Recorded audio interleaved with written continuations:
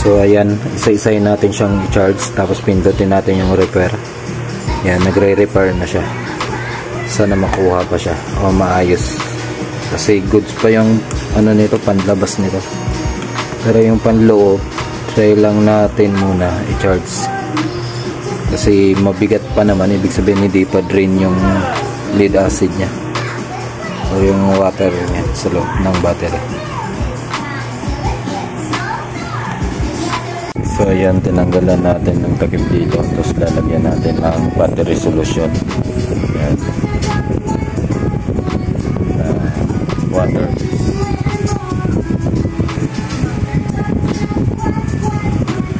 Tapos try natin, kasi yung nakalagay dito is 2.56. Ngayon try natin, hindi pa natin na-charge ito. So ayan, ginamitan na nating pinagbabawal na technique. Gumamit tayo yun ng solar charge controller. Yan. Tapos yung ating sa previous video na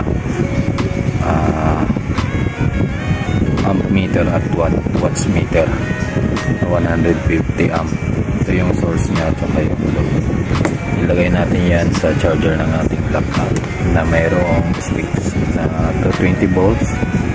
Ang input DC, output nya is 15 volts 4 amp. Ilagay natin dito sa XT60 natin na connector. Tapos yung output dito or load side ng ating amp meter or watt meter is dito din sa XT60 connector. Punta dito, tapos papunta dito sa ating solar charge controller na 30 amp. Yan. Sa solar panel din siya connector nakakonect sa positive, negative. Yan. So yung battery natin, ito yung ating binubuhay na battery. Bali ginawa ko na yan dito sa dalawa na ating battery. Yung ating battery ngayon so far ay tinis natin yan. Meron yung voltage na 2 something volts. Tapos chinarge natin ng ito ating charger na pang repair, naging 6 volts. Tapos hindi na nag-up doon, parang steady na siya sa 6 volts. Sinalinan din natin siya ng battery solution. Yan, nilagyan din natin yan na tigli 4 ml nito. Tigli 5 bawat butas. 6 yung butas nito, 5. Bali, yan yung ating nilagay dyan na lead acid na liquid acid para battery solution sa ating battery. So ayan, 10 volts, 10.1 volts na siya. Bali, ang nakakabit lang dito is yung sa battery, tapos yung sa ating source. Yung source natin is yung ating charger ng laptop. So power off na natin to.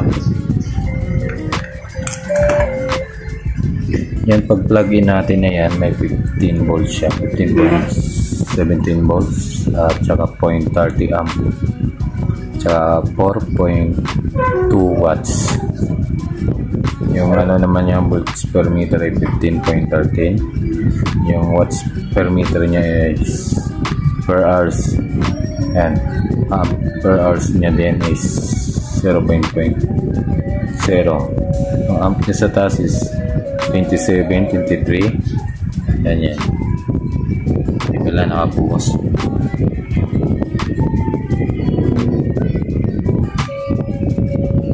So yan, 28.5 yung charging amp niya, current amp niya punta sa ating load. So pagdating naman dito is yan, charging na siya.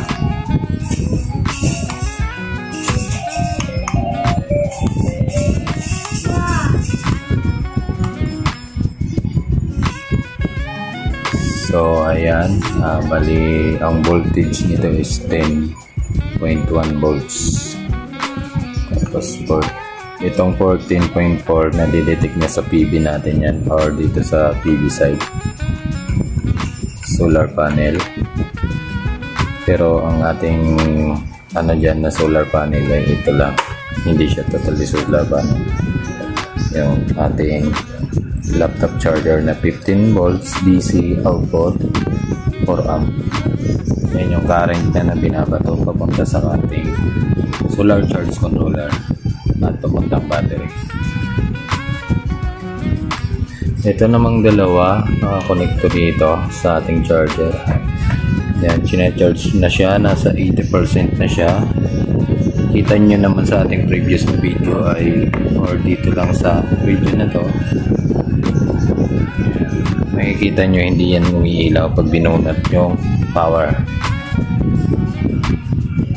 Ngayon kahit bunutin ko yung power, iilaw na yan. Yan, may voltage yan at 11.9, 21 degree.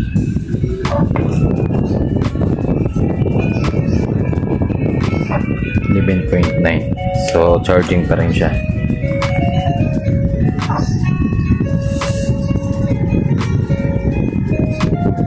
So ayan, i-waiting tayo na to, dalawa. So ayan, tapos na natin na repair tong ating battery. Sandamakmak na repair to tsaka charge. So gumamit tayo ng solar charge controller to para erekta dito. Tapos ito yung adapter ng power adapter ng ating laptop na luma. Tapos tsaka natin ginamitan ito. Tapos ni-repair natin. So ayan, nakuha na natin yung voltahe niya. Yung previous video natin, ino-notes natin siya kung ilang volts yung niya. Yung mga voltage niya is na around 2 volts lang nung last. Ngayon ito ay nasa 12 volts na. Yan, ito 13 volts to. Full charge yan. Tapos itong isa din, yan 12 volts. Tapos itong isa, yan 12 volts din. Itong isa ay nire-repair na lang natin. Tapos pero nasa 12 volts na to. Kaya lang natin nire-repair dito para bumalik yung kanyang normality ng kanyang battery, yung cycle niya. So ayan, wiring na natin to. Itis na natin siya sa ating e-bike na nabili ng second hand na Johnson Rainbow, yung kanyang model. Yung brand niya is Johnson, yung model niya Rainbow. Parang limited lang ata yon kasi hindi ko nakikitaan sa YouTube na mayroong nagre-review nun at may gumagamit nun. Although may nag-review naman, sa store siya nag-review. Tapos yung isa ata binili nung, parang may nakita ko video din, pero limited lang, around 3 videos lang nakikita ko. So try na natin, connect natin yung mga connector nito. So, try natin sa ating e-bike.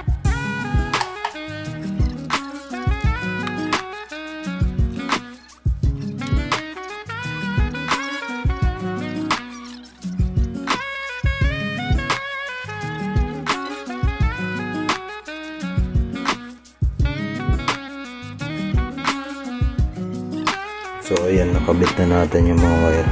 Takpan na natin ito.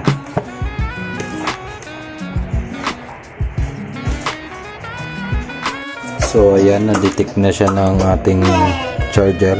Ayan. Nakikita nyo nung last, nagkulay green lang to. Ayan, nagbe-blinking yung red. Ibig sabihin charging pa siya. Ito, na-lock na din natin. May trick. Pero try na natin sa e-bike yan kung working na yung ating e-bike, kasi hindi pa natin napapagana yan.